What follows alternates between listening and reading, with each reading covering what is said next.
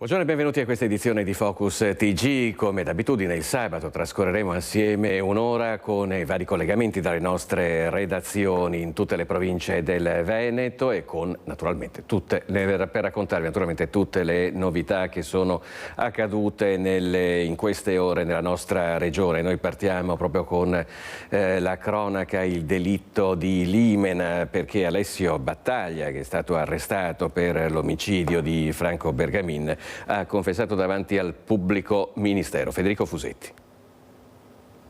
Si è svolto questa mattina attorno alle 9:30 qui nella casa circondariale di Padova l'interrogatorio di garanzia di Alessio Battaglia, l'uomo accusato dell'omicidio di Franco Bernardo Bergamin, l'80enne di Limena, che è stato trovato senza vita, addirittura il cui corpo è stato occultato all'interno dell'appartamento. Battaglia è stato fermato a Monfalcone, è stato trasferito qui dopo il primo interrogatorio e le prime ammissioni che sarebbero state fatte nelle ore immediatamente successive al fermo e come dicevo qui interrogatorio di garanzia. La novità è che, da quanto trapela, l'uomo non si è avvalso della facoltà di non rispondere, assistito dall'avvocato Anna Maria Beltrame, ma avrebbe risposto alle domande del PM Brusegan, quindi avrebbe confermato in pratica la versione che aveva fornito appena fermato a Monfalcone, quindi avrebbe confessato il delitto, avrebbe spiegato quello che è accaduto quella sera del 22 febbraio nell'abitazione di Limena, dove viveva insieme a Bergamin, e quindi insomma ci sarebbero queste ammissioni che sarebbero state fatte durante l'interrogatorio di garanzia, che è durato una mezz'ora circa. Queste sono le novità principali. Adesso i prossimi passi saranno l'eventuale, questo lo deciderà il GIP, conferma del fermo operato dalle forze dell'ordine e la misura cautelare eventuale in carcere qui nella casa circondariale di Padova. Vediamo però il servizio di Valentina Visentina, che ricostruisce un po' quello che è accaduto, e poi riprendete la linea.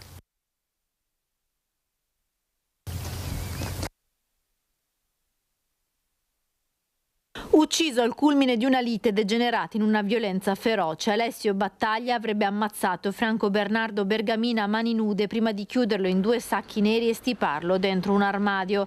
La morte risale a sabato 22 febbraio e la lite sarebbe scoppiata di notte, come avevano riferito anche alcuni vicini. Sono queste le prime parziali ammissioni fatte dal 41enne triestino, fermato a Monfalcone dai carabinieri davanti al pubblico ministero Marco Brusegan, che nella notte lo ha interrogato.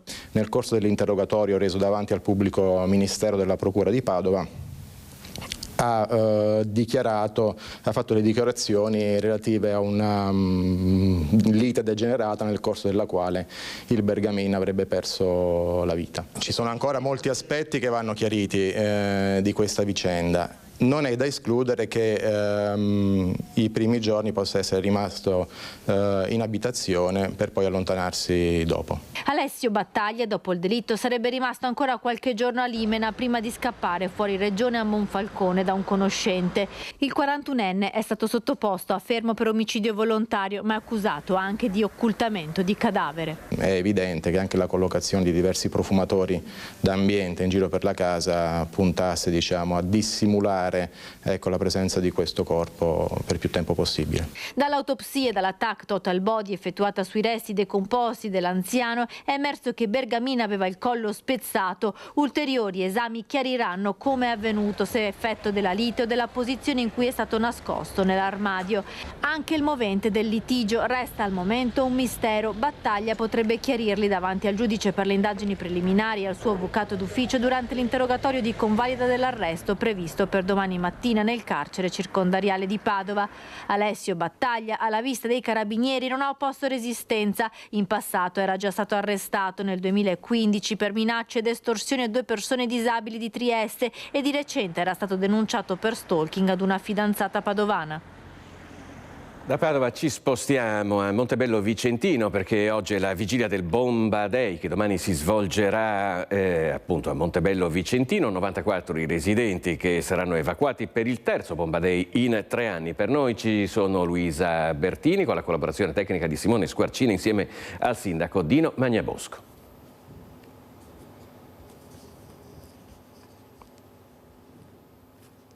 Ancora un istante e... No, mi dicono che non è ancora pronto il collegamento con Montebello Vicentino, per cui noi proseguiamo e andiamo a Bassano del Grappa per raccontarvi una storia a lieto fine di una donna che si era immersa nelle acque gelide del Brenta, ha 73 anni ed è stata salvata miracolosamente da un gruppo di donne che stavano passeggiando lungo il fiume. Ce lo racconta Vanessa Banzato. Momenti di paura, quelli che si sono vissuti questa mattina lungo il fiume Brenta, siamo in zona proprio destra, Brenta Bassano del Grappa. Una donna si è gettata nelle acque gelide del fiume sotto gli occhi di tantissime persone che stavano passeggiando proprio sulla riva del Brenta. Provvidenziale l'intervento di un gruppo di donne che subito sono corse in aiuto della persona che era caduta in acqua, hanno fatto una sorta di catena umana e sono riuscite a raggiungere la donna. La più giovane di loro ha allungato un bastone verso la donna, che però in un primo momento pareva non volesse assolutamente essere soccorsa. È stato grazie alle parole del gruppo di donne che si è convinta, ha preso il bastone e piano piano è stata riportata a riva dalle 3 donne che l'hanno soccorsa. Provvidenziale, si diceva davvero il loro intervento immediato, l'arrivo dei vigili del fuoco, dell'ambulanza del San Bassiano. La donna è stata caricata appunto all'interno dell'ambulanza, era trasportata all'ospedale per essere sottoposta a tutti gli accertamenti e tutti i controlli del suo stato di salute. Comunque da una prima idea che si sono fatti i sanitari pare che la donna stesse fortunatamente bene di salute. Sul posto anche Carabinieri, Polizia di Stato. Fortunatamente, insomma, a differenza di quello che si era percepito all'inizio di questa terribile vicenda, la persona che si è gettata in acqua ora sta bene. E ora parliamo della morte di Alex Marangon, il 25enne di Marcon che ha perso la vita dopo una festa, un ritrovo all'abbazia di Vidor, perché è stata depositata la relazione conclusiva dell'anatomopatologo e la procura di Treviso si prepara a cambiare il capo di imputazione da omicidio a morte conseguente da altro reato. Vediamo. Le conclusioni sono che è morto a seguito della precipitazione dal terrazzo dell'abbazia, è precipitato per una quindicina di metri con impatto sul gretto del Piave, che in quel punto è roccioso, quindi su una superficie rigida. C'è stato un imponente trauma cranico con fratture, causa sufficiente della morte. Non ci sarebbero più dubbi sulla dinamica che ha portato alla morte di Alex Marangon, il 25enne di Marcon scomparso dall'abbazia di Vidor, dove si trovava per un rito sciamanico nella notte tra il 29 e il 30 giugno scorsi, per poi essere ritrovato senza vita il 2 luglio su un isolotto nel Piave, qualche chilometro più a valle. A emergere ora anche il fatto che il 1 luglio alle 5 del mattino, a 27 ore circa dalla sparizione, il corpo del giovane si trovasse ancora nel posto in cui sarebbe precipitato, quindi a fior d'acqua sotto la terrazza dell'abbazia. A rivelarlo ex post le immagini di un drone. È strano che non sia stato invece rilevato dai vigili del fuoco che si erano immersi, avevano perlustrato di persona quella zona nel pomeriggio della domenica. Ma questo insomma è un dato di fatto che lunedì mattina è stato rilevato dal drone. Non c'è motivo di pensare che possa essersi immerso nelle acque del Piave in un punto diverso, perché era a piedi nudi e i piedi non presentano nessuna ferita, nessuna lacerazione. Altre lesioni invece, conferma la relazione conclusiva dell'anatomopatologo Alberto Furlanetto, sarebbero compatibili con l'impatto contro la vegetazione. Si esclude quindi il coinvolgimento diretto di terzi. Le parole del procuratore capo sono precise. Una di queste ferite, di queste lesioni, non quelle mortali, potrebbero essere anche in astratto, potrebbero essere ricollegate a una colluttazione, ad un'aggressione, ma tutti gli altri dati non confermano questa ipotesi, perché intanto non ci sono chiare lesioni da difesa. non ci sono chiare lesioni da difesa e anche le testimonianze raccolte non fanno pensare ad alcun tipo di aggressione. A questo punto sembra scemare l'ipotesi di reato principale, quella dell'omicidio volontario. Al momento, se dovessimo chiudere oggi, questa ipotesi non trova conferme. L'omicidio volontario in questo momento non trova conferme.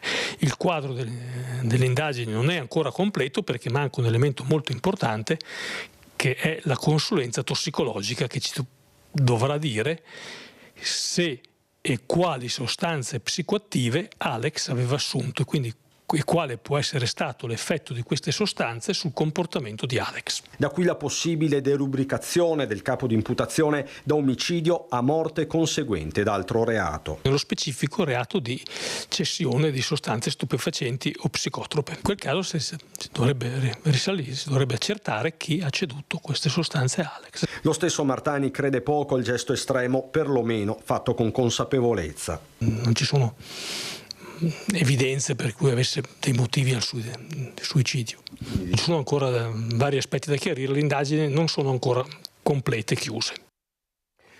Allora sentiamo come ha commentato questo sviluppo delle indagini l'avvocato della famiglia Marangon, Stefano Tigani. Riteniamo tecnicamente da escludere l'ipotesi del suicidio. Ricordo solo a me stesso che trovare un corpo ai piedi di un dirupo di 15 metri non consente automatismi valutativi e riteniamo opportuno segnalare che lo stesso consulente del pubblico ministero segnala l'esistenza, ieri come oggi, tra virgolette direi, di consistenti dubbi sul quadro lesivo riscontrato in sede autoptica. Quindi chiederemo al consulente dottor Cirnelli di analizzare l'elaborato del consulente della procura per fornirci le sue deduzioni e precisiamo da ora che pensare ad un'intenzionalità suicidaria sulla base di una positività tossicologica che ad oggi non è ancora specificamente dettagliata perché non abbiamo i tossicologici, o ancora peggio sulla base del riferito di persone di cui non è nota nemmeno la condizione psicofisica all'epoca dei fatti, riteniamo che sia quantomeno rischioso e comunque non accettabile, ancorché, aggiungo, offensivo nei confronti di chi come i genitori e la sorella di Alex attendono risposte chiare da 8 mesi. Quindi credo che sul punto la Procura chiederemo alla Procura di spiegare innanzitutto come mai i vigili del fuoco non hanno trovato tracce del passaggio del corpo di Alex tra i rami e le foglie e come mai un torace che impatta su rami non presenti alcun segno sulla cute. In ogni caso ribadisco che la famiglia di Alex con noi difensori andrà avanti per l'accertamento della verità in ogni sede giudiziaria. E il padre di Alex, Luca Marangon, ha affidato a un post su Facebook nella pagina Verità e Giustizia per Alex Marangon, di cui è amministratore, il proprio pensiero. Ti stanno uccidendo una seconda volta, ha scritto parlando direttamente al figlio. Noi condannati ad un ergastolo di dolore che ci sta consumando dentro e portando via le poche energie e forze rimaste, sempre più soli ed abbandonati da tutti e tutto, mentre chi ti ha fatto questo continua ad essere protetto e libero di fare i suoi sporchi comodi. Noi adesso ci trasferiamo a Nervesa della Battaglia per una morte sul lavoro da appena 27 anni e per cui la comunità si trova in lutto e ci colleghiamo in diretta con Marta Marangon. Buongiorno Marta.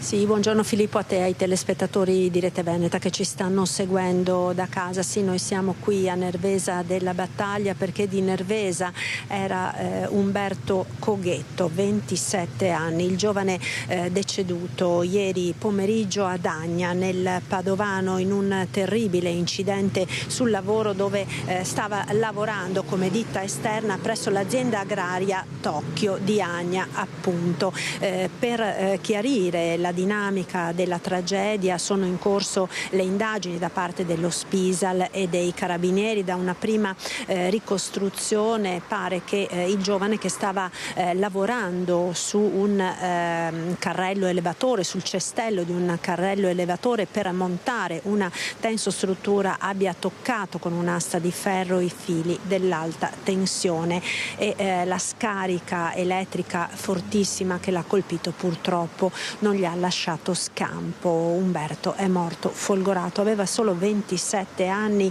ed aveva da poco realizzato il sogno di aprire un'attività in proprio, la BR Technology, con sede appunto proprio qui a Nervesa.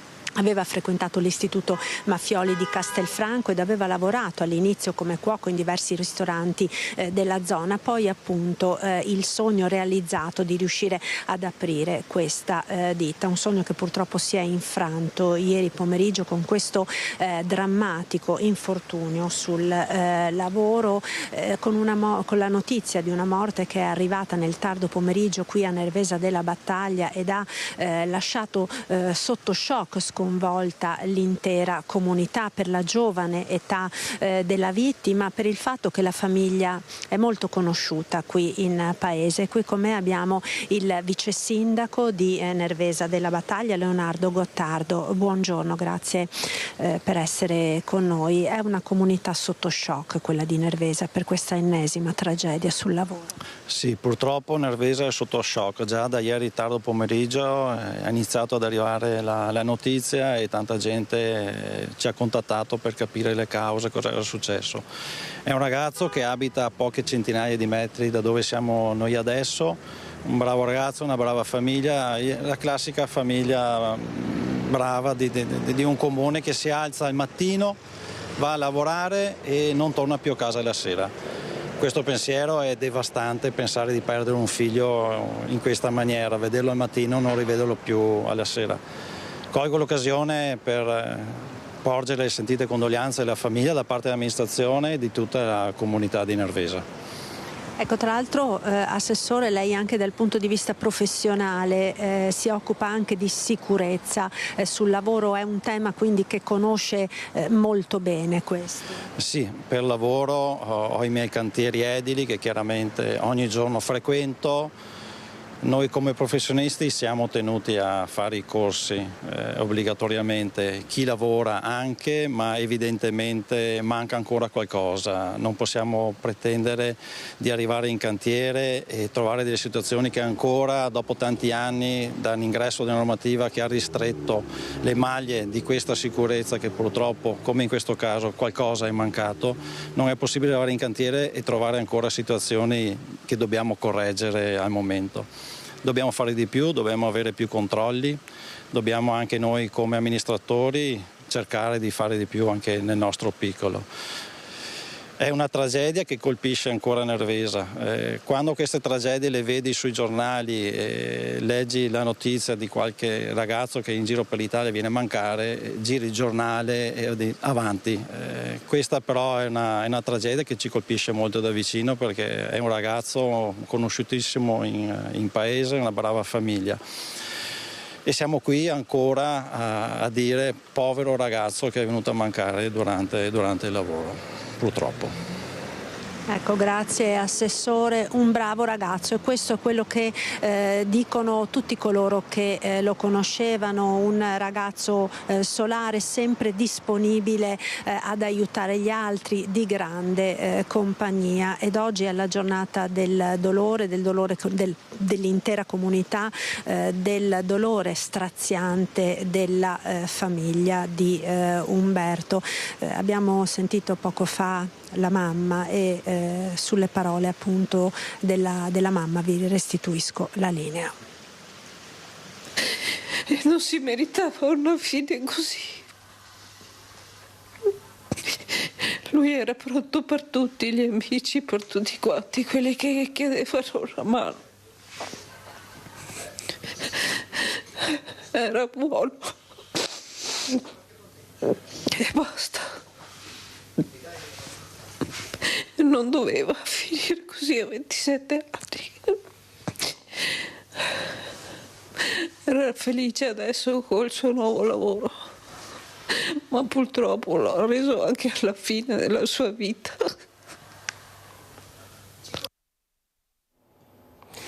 Questo era il contributo che ci è stato appena inviato da Nervesa della Battaglia, Marta Marangon, con la collaborazione tecnica di Alberto Pivetta, per questa immane tragedia che ha colpito questa famiglia. Noi adesso Torniamo, come avevamo annunciato, a parlare del Bomba Day a Montebello Vicentino. Si sarà domani e Luisa Bertini, con la collaborazione tecnica di Simone Squarcina, ha incontrato il sindaco Dino Magnabosco.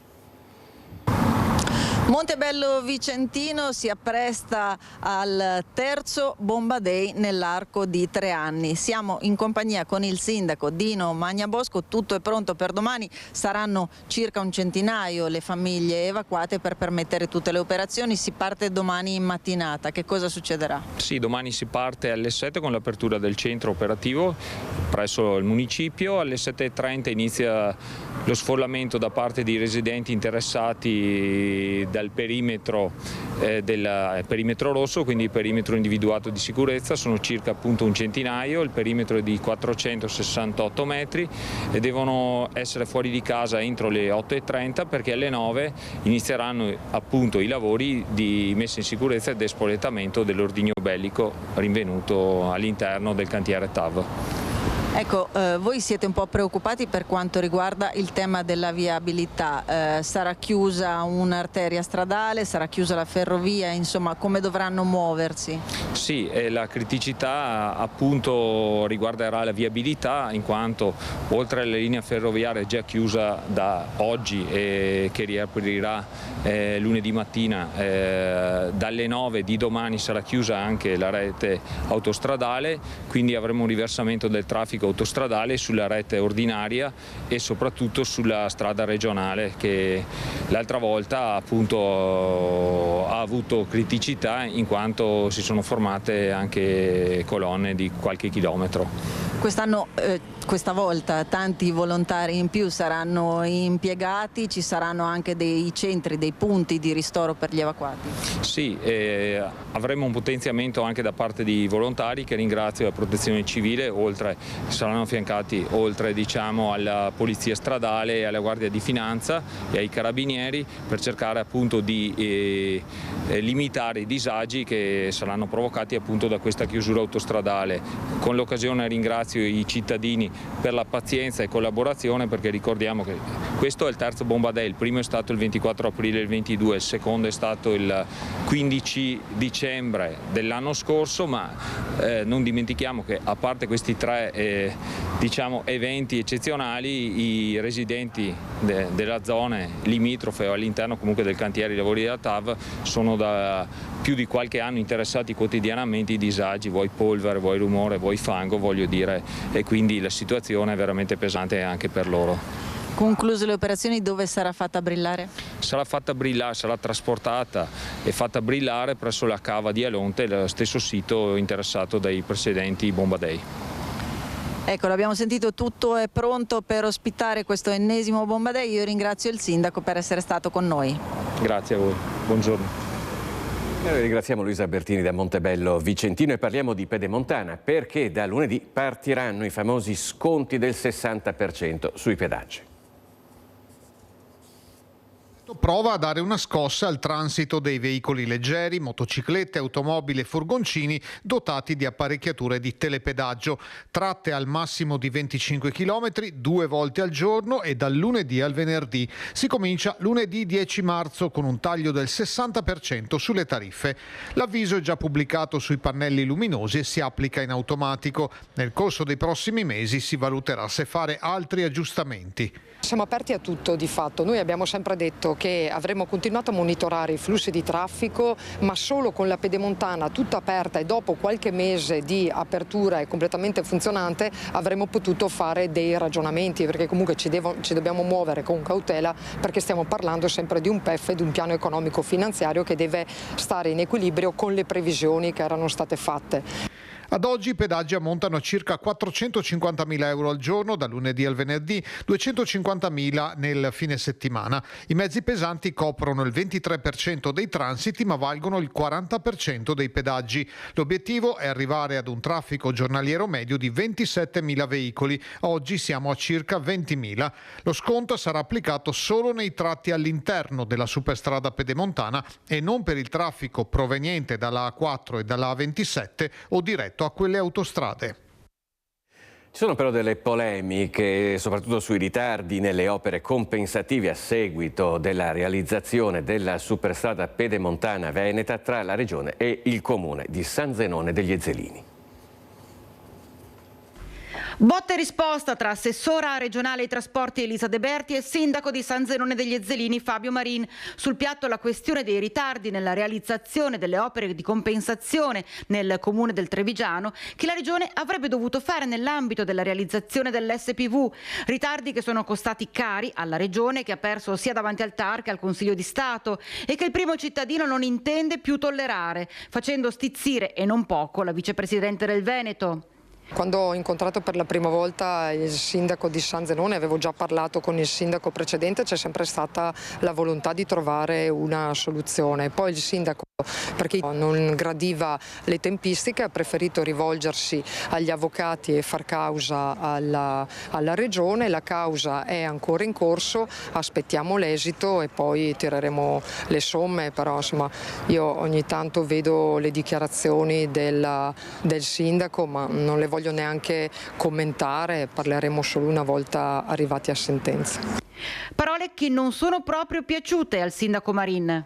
Mi sono reso conto ulteriormente che l'assessore De Berti non sa di cosa sta parlando. E ha anche ammesso che ha parlato col precedente sindaco, cioè stiamo parlando del 2012. Quanto devono aspettare i cittadini di San Zenone per vedere riconosciute delle opere di cui hanno diritto? La regione non ha mai risposto a documenti ufficiali che un comune mandava in regione e adesso l'assessore De Berti non risponde neanche a quelle che sono, le vuole chiamare provocazioni o come vuole le mie uscite. Non risponde perché? Perché sa, scusatemi la modestia, ma sa che ho ragione, quindi non sa cosa dire. De Berti dice che sta aspettando la sentenza. La sentenza che sta aspettando adesso l'assessore De Berti è quella della causa risarcitoria che abbiamo dovuto fare di 5.560.000 euro che la regione dovrà dare al comune di San Zenone. Quindi penso che sia arrivato il momento di mettersi a tavolino e parlarne e risolvere i problemi. Ma a questo punto dico una cosa e penso una cosa, mi rivolgerò al prossimo assessore. Beh, la polemica effettivamente è molto vivace ed ora parliamo di violenza di genere. Oggi tra l'altro è la giornata, la festa delle donne, alla quale naturalmente estendiamo tutti i nostri migliori auguri e facciamo un bilancio sulla violenza di genere in provincia di Padova. Sono stati 46 gli ammonimenti adottati dal questore di Padova dall'inizio del 2025. 30 ammonimenti per violenza domestica, 16 per atti persecutori. Sono 46 le misure di prevenzione a tutela della vittima di violenza di genere adottate dal 1 gennaio 2025 dal questore di Padova Marco Dorisio.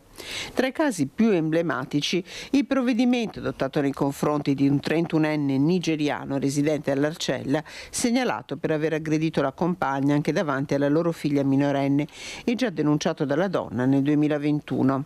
Raggiunti da simile misura altri due 47enni. Il primo è residente nella zona del Basso Isonzo e pretendeva di leggere le chat della moglie, arrivando anche a scegliere i suoi abiti.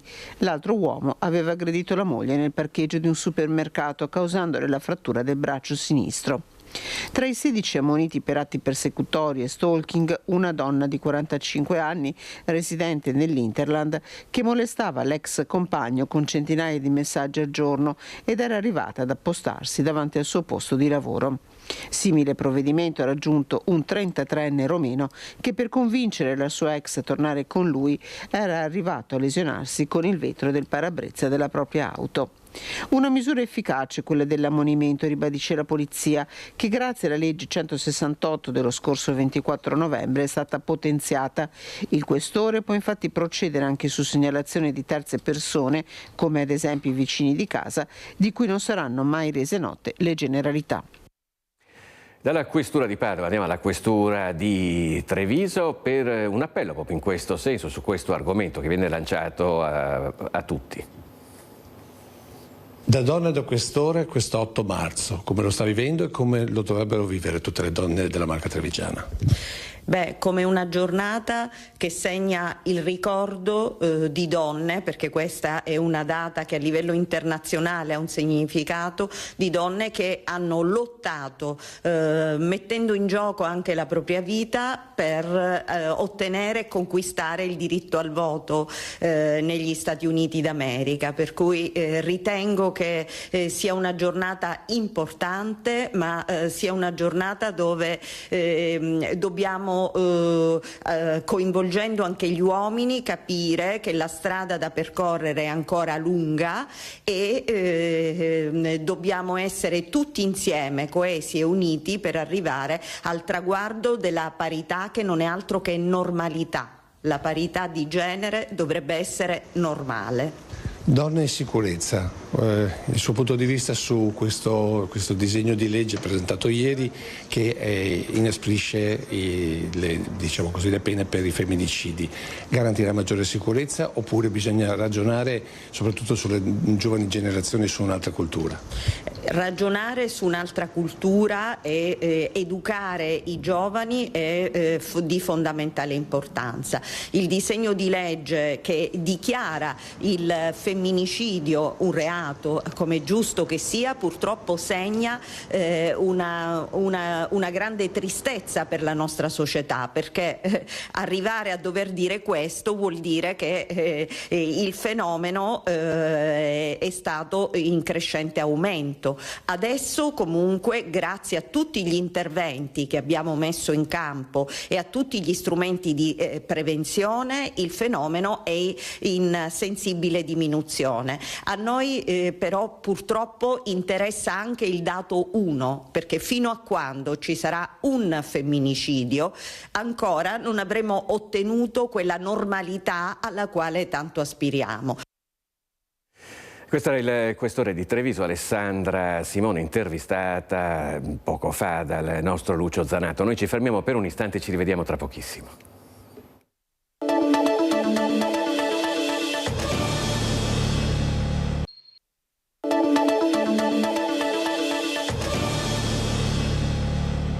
Bentrovati sempre in diretta con Focus TG. Parlavamo della festa della donna e in questa occasione, oramai da una decina d'anni, c'è un albero di mimosa che diventa un osservato speciale a Mestre. Ci racconta tutto Ilaria Marchiori. Buongiorno Ilaria.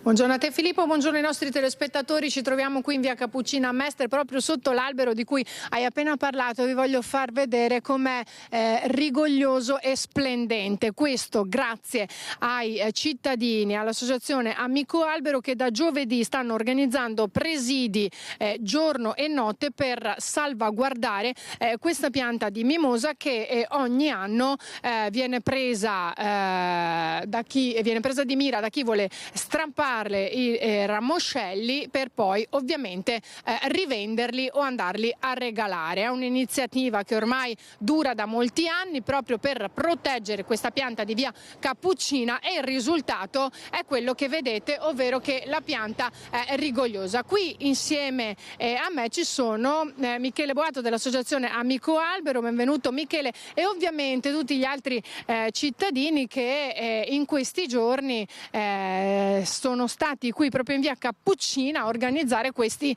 presidi per proteggere la pianta. Lo ripeto, giorno e notte, perché non è una cosa da poco stare qui giorno e notte. Michele Boato, com'è andata? Sono 11 anni ormai.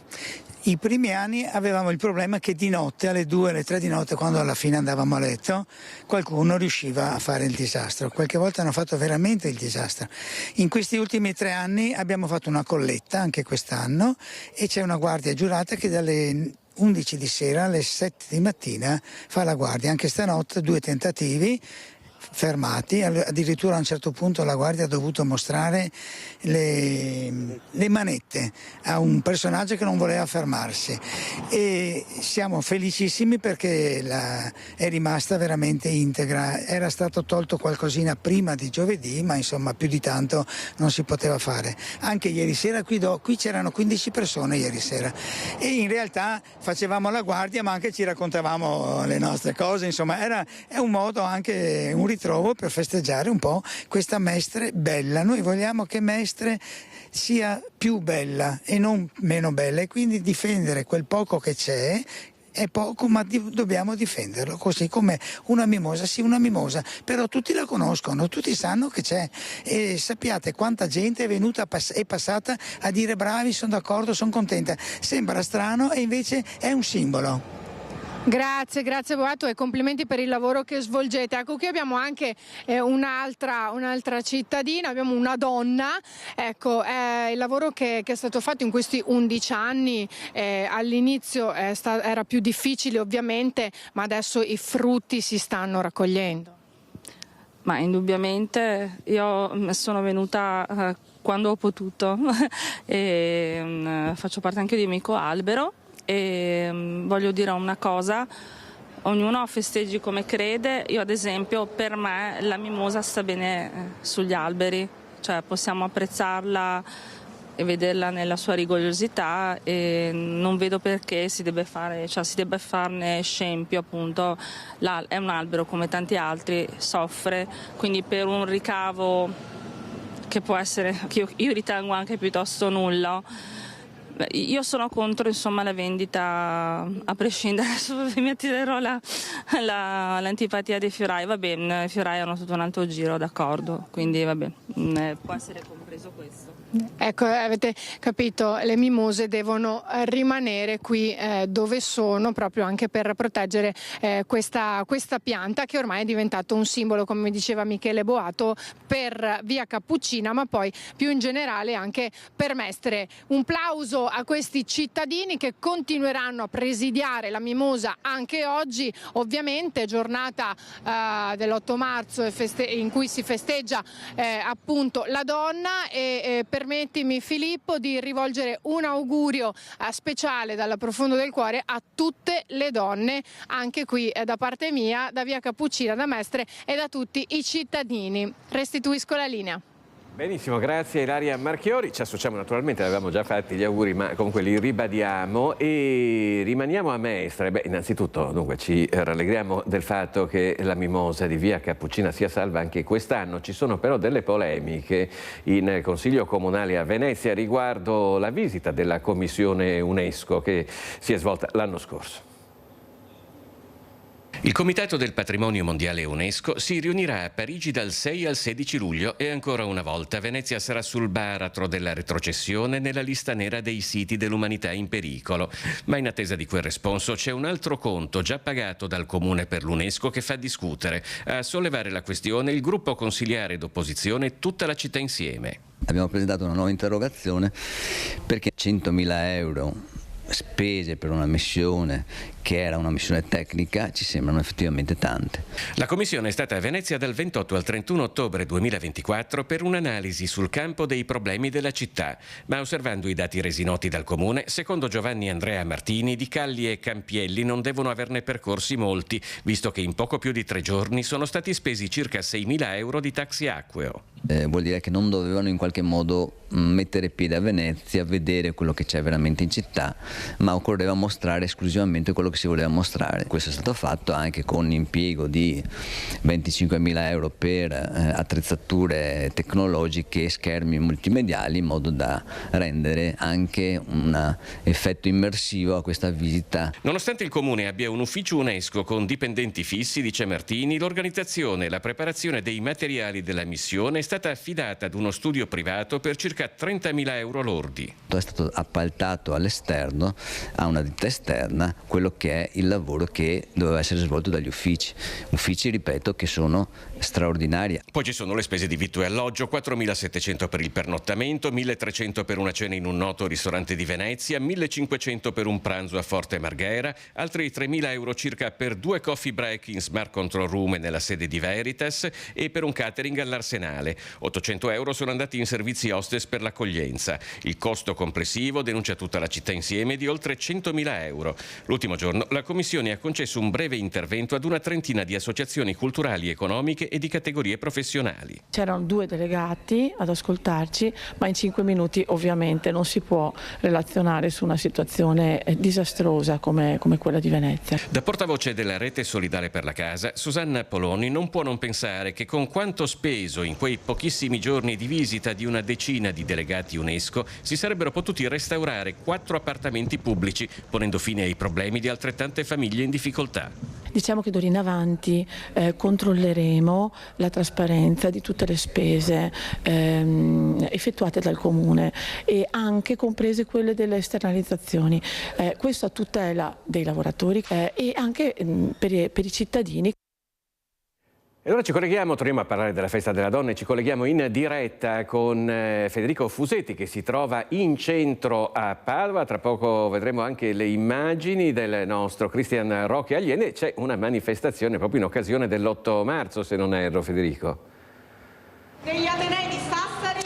Sì, buongiorno Filippo, ciao, buongiorno anche ai telespettatori di Focus TG.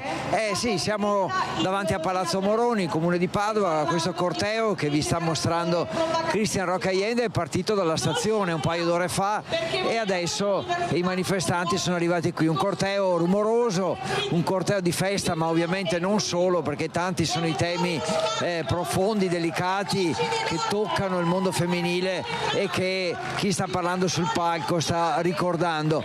Si è parlato anche di Palestina, si è parlato di questione meridionale, ovviamente di patriarcato e femminicidio, così a spanne io direi che ci sono circa 3.000 persone qui davanti al municipio, forse qualcuna in più, e sono però ragazze ma anche donne, ci sono uomini, famiglie, insomma persone un po' di tutte le età, con tanti cartelli, tanti striscioni, tanta musica e adesso, come dicevo, da una ventina di minuti un po' di discorsi per richiamare l'attenzione sui temi principali. Proviamo con Christian a sentire qualcuno, ecco, vedo ci sono anche degli uomini e anche lei in piazza. Assolutamente. Perché? Per combattere per i diritti delle donne e anche delle comunità transfemminista. Secondo me lei com'è la situazione attuale? Non è messa tanto bene per niente, anzi. Servono giornate così? Servono assolutamente, anzi dovrebbero essercene di più.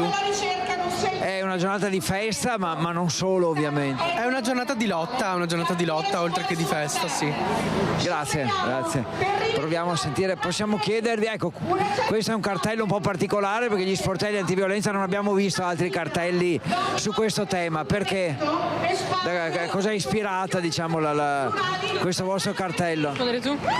Può ripetere la domanda? Sì, sportelli antiviolenza, io non ne ho visti di cartelli su questo tema, quindi è un tema importante ma che insomma voi toccate a differenza di altri. Certamente sta venendo un attimo, tra virgolette, messo in secondo piano rispetto a temi molto più attuali, molto più importanti, che vengono visti come più importanti, e quindi ce ne sono di cartelli anche abbastanza, e che vengono più grandi con più cartelli per la violenza in sé, mentre lo sportello è semplicemente una soluzione a un problema che non dovrebbe esistere in primis. Dico una banalità, l'8 marzo dovrebbe essere tutti i giorni di tutto l'anno.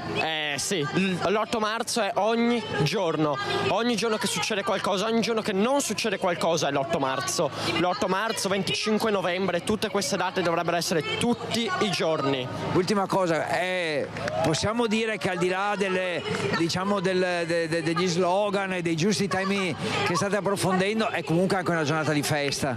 Sinceramente oggi non è una giornata di festa, oggi è una giornata di denuncia, come sta dicendo, una giornata di denuncia verso la violenza che viene data nei confronti dei corpi femminili, transgender, di qualunque corpo. Non è una giornata di festa l'8 marzo, non l'è mai stata e non lo sarà mai.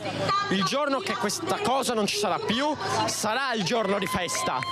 Grazie mille, ciao, buona giornata. Filippo, insomma, temi delicati, temi importanti, temi che, come dicevamo, dovrebbero essere ricordati e ripetuti anche negli altri giorni dell'anno. Comunque, insomma, manifestazione importante qua a Padova. A te la linea.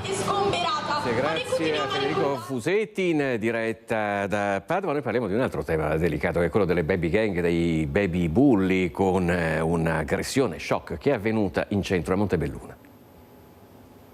Una violenza inaudita.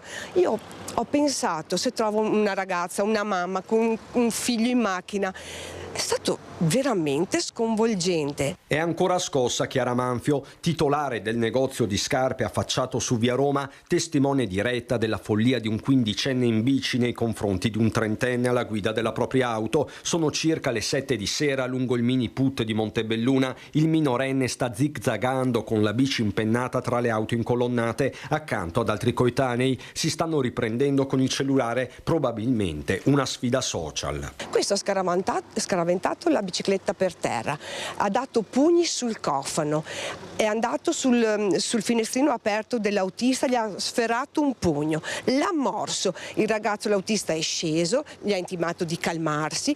Tutta la gente continuava a gridargli basta, fermati, calmati, ma nessuno aveva il coraggio di toccarlo perché questo ragazzo era fuori di testa. L'autista è stato integerrimo, cioè non ha risposto alle provocazioni, è stato veramente bravo. Accorrono in tanti, il ragazzino scappa per poi ritornare qualche minuto dopo, forse per riprendersi la felpa caduta. Quando è tornato indietro si è trovato una folla che voleva linciarlo e i carabinieri pronti a prenderlo, quindi ha alzato le mani dicendo sono qua, come dire, non fatemi niente, io mi presento, ho la faccia tosta anche di tornare indietro e di presentarmi. Indagano i carabinieri, si tratta di un 15enne italiano che non risiede a Montebelluna, contro cui l'autista non ha al momento sporto denuncia. Tranchant, il primo cittadino. Pongo questo quesito, è sempre colpa di che altri, no?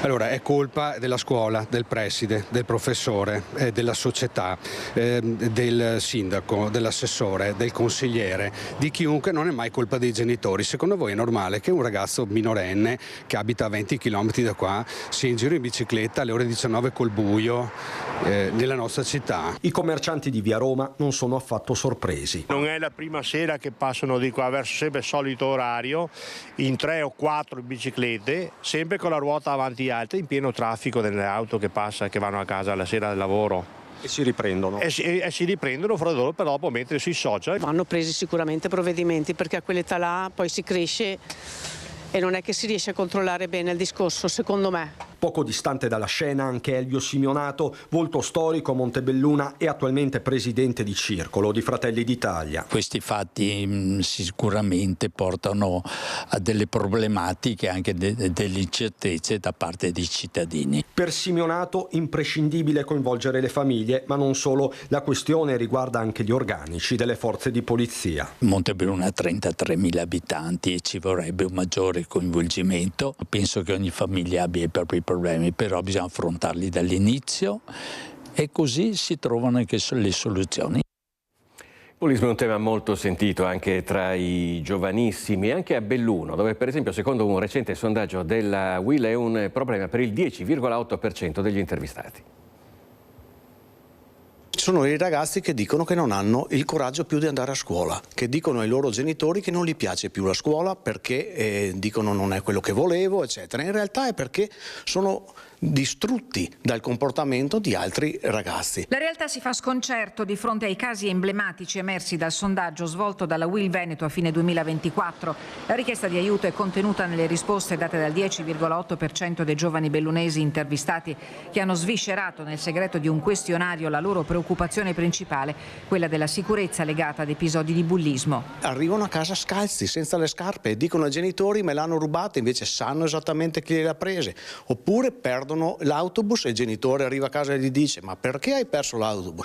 E non hanno il coraggio di dire che era qualcuno che glielo ha fatto perdere perché questi non gli hanno dato i soldi per la pizzetta. Situazioni pesanti di fronte alle quali la UIL del Veneto ha deciso di impegnarsi senza perdere tempo, da subito con uno sportello virtuale, oltre a un punto di ascolto già operativo operativo a Feltre, gestito da Alberto Comminelli, che da militare dell'Arma dei Carabinieri, oggi in pensione, ha messo a disposizione esperienza, competenza e capacità di relazione. Faremo questo sportello in modo che ci possano scrivere delle email, queste verranno coordinate, inizieremo a lavorare nella provincia di Belluno, anche perché siamo qua oggi, e con Treviso, per provare a fare qualcosa di più, per aiutare questi ragazzi che hanno tanto bisogno. Allo sportello virtuale si potrà accedere gratuitamente via email all'indirizzo siamoconte@willveneto.it e sarà un luogo di supporto dove i giovani potranno trovare personale esperto pronto ad ascoltarli in totale sicurezza.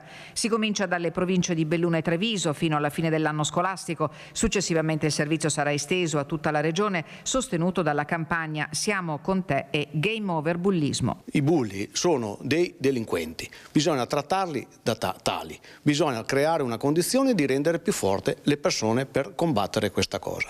E noi siamo una comunità, la Will è una comunità di 120.000 persone e siamo in 120.000 famiglie e credo che questo modo di lavorare, questo modo di fare sia un segno di avvicinare, di far capire che il sindacato è un qualcosa di più. Ci fermiamo un istante, ci rivediamo tra pochissimo.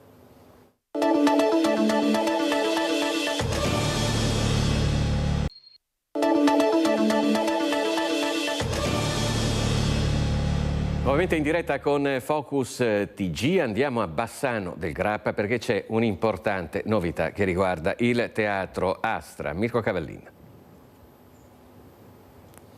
Buongiorno da Bassano del Grappa, siamo in Viale dei Martiri con l'assessore all'urbanistica Andrea Zonta. È arrivata pochi minuti fa la gru che provvederà a sistemare la copertura del tetto del Teatro Astra. Dunque intanto assessore, un'operazione attesa da tanto tempo.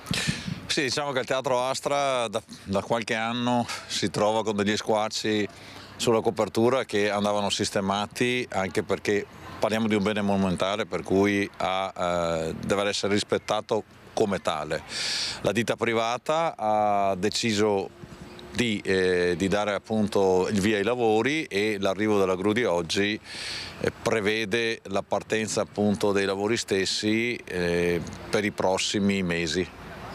La gru sarà montata nella sua completezza entro la giornata di martedì, tempo permettendo, perché assessore per rivista pioggia tutta la prossima settimana. Ma direi che i primi giorni, ho visto le previsioni stamattina, sono ancora buoni, poi cambia, ma d'altronde quando si fanno lavori all'esterno questa è una cosa che capita e può capitare. La ditta si è premurata di tenere la chiusura della strada il minor tempo possibile, anche perché potete ben capire che i costi per una gru di questo tipo non sono poi così bassi, per cui prima si è finita meglio è. Quello che possiamo chiedere ai cittadini bassanesi, soprattutto a chi vive e opera in centro storico, è di portare un po' di pazienza. Capiamo che non è semplice, ma i lavori dovevano e devono essere fatti, pertanto con un po' di aiuto di tutti, con un po' di comprensione, credo che arriveremo anche al termine di questa piccola quaresima stradale. È iniziata appunto da poco la quaresima, qualche esercente però lamenta il fatto che la gru sia arrivata di sabato, quindi oggi resta chiuso, domani resta comunque chiuso finché non viene montata completamente. Forse la domanda è se si poteva scegliere un altro giorno, da chi dipendeva questa cosa? Ma loro hanno fatto regolare richiesta dal 5 al 15 di marzo per il posizionamento della gru e pertanto in quest'arco temporale loro hanno ampia scelta sul da farsi, e il fatto che l'abbiamo posizionata oggi è perché possono partire la settimana prossima con il posizionamento e cominciare a lavorare subito, altrimenti probabilmente avrebbero perso ulteriori giorni di cantiere e protratto in futuro la presenza della gru stessa. Sì, voglio dire, questo non dipende certamente, noi abbiamo anche interloquito, abbiamo cercato di capire, ma non possiamo imporre una questione a una ditta privata che ha i suoi costi, i suoi programmi di lavoro che noi dobbiamo rispettare. Per quanto riguarda voi invece è cambiato qualcosa nella viabilità? Da Viale dei Martiri adesso si può uscire di fronte a noi. Per quanto riguarda l'accesso interraglio finché c'è il montaggio? Allora, per l'accesso interraglio finché c'è il montaggio si può provenire da o dall'ingresso di via Museo, scusate, o anche da quello di via Verci, poi tornando per via Mura del Bastione, e questi sono accessi regolati da ZTL, per cui invito i cittadini, i residenti, perché il passaggio è riservato a loro, residenti e operatori, che non dovessero essere muniti di permesso di regolarizzarlo con la polizia locale. Si può entrare anche di giovedì e di sabato, perché via Museo con via Barbieri sono percorribili anche durante il mercato. Grazie assessore Andrea Zonta. Per il momento da Bassano è tutto, ovviamente cantiere che continueremo a seguire nei prossimi mesi. Grazie a Mirko Cavallini. Noi voltiamo pagina, andiamo a Cormons, dove migliaia di persone hanno dato l'ultimo saluto a Bruno Pizzul. Dopo la Santa Messa e la tumulazione in forma privata c'è stato un momento conviviale con brindisi. Il figlio Fabio Pizzul, ha detto papà, avrebbe voluto essere ricordato così. Giorgia Bortolossi.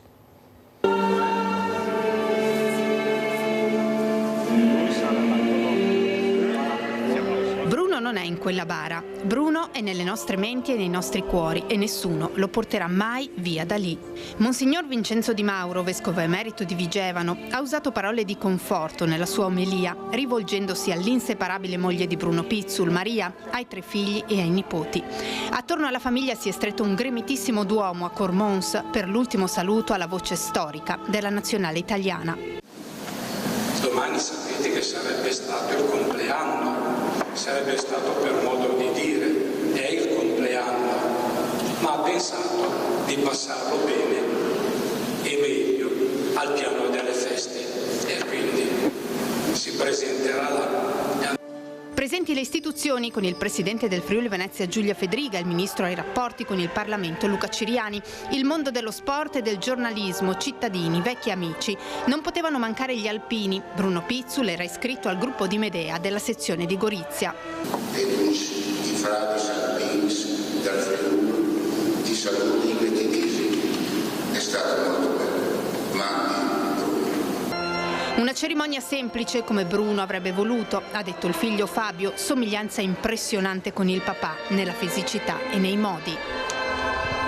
Però come famiglia vogliamo dire un grazie, anche se conoscendo mio papà avrebbe detto non stati monatis, non raccontare troppe storie.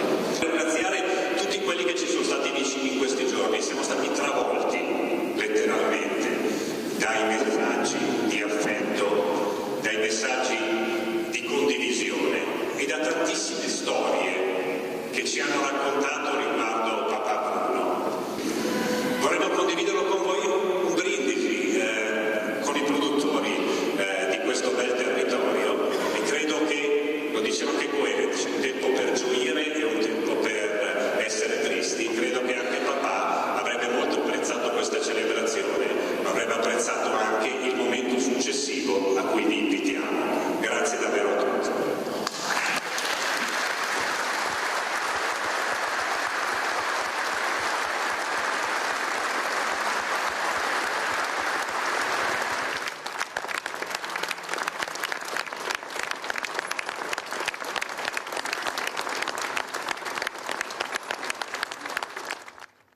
In tutte le librerie le parole della sostenibilità di Andrea Ferrazzi, edito da Marietti 1820 e realizzato in collaborazione con Media Nord-Est. Le puntate che ogni venerdì Antenna 3 dedica al presente e al futuro dell'ambiente diventano così un saggio illuminante per combattere fake news e catastrofismi apocalittici. 10 parole della sostenibilità che vengono raccontate in maniera molto semplice, in modo che tutti la possano comprendere, anche coloro che non sono esperti, perché tutti siamo toccati da questo, e sempre e soprattutto nella logica di trovare delle soluzioni, dire c'è questo problema che ci tocca, ebbene, però c'è anche questa soluzione e dunque facciamo insieme, camminiamo insieme. C'è chi affronta il presente drammatico dei cambiamenti climatici e il futuro negando gli eventi e le cause e continuando a nutrirsi di fake news. E c'è invece chi si fa travolgere dal catastrofismo senza speranza. Proteste e basta, senza soluzioni. In mezzo la terza via, l'unica possibile, informarsi con dati certi e comprendere che il problema esiste, ma anche che un modo per uscirne è lì, a portata di mano. I venerdì della sostenibilità, l'appuntamento di Ecovisioni che su Antenna 3 ha raggiunto le 65 puntate in meno di 2 anni, diventano un libro, edito da Marietti 1820, realizzato in collaborazione con Media Nord-Est.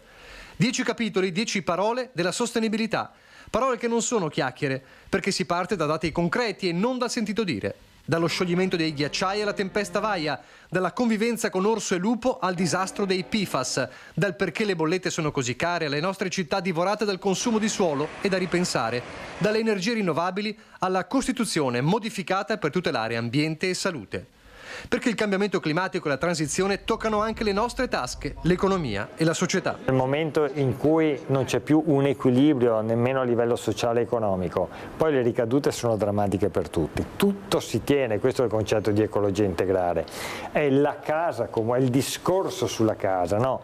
Ecologia vuol dire questa cosa qui, e dunque è un libro che parla di sostenibilità a 360 gradi, quindi parla anche di economia, parla di innovazione, parla di lavoro e parla di futuro, perché noi abbiamo sempre la testa rivolta al passato e siamo al massimo concentrati sul presente, ma non abbiamo la capacità di immaginare il futuro. Un'occasione che Marietti 1820, una delle più importanti case editrici italiane, inserita nel gruppo editoriale Il Portico, ha colto al volo.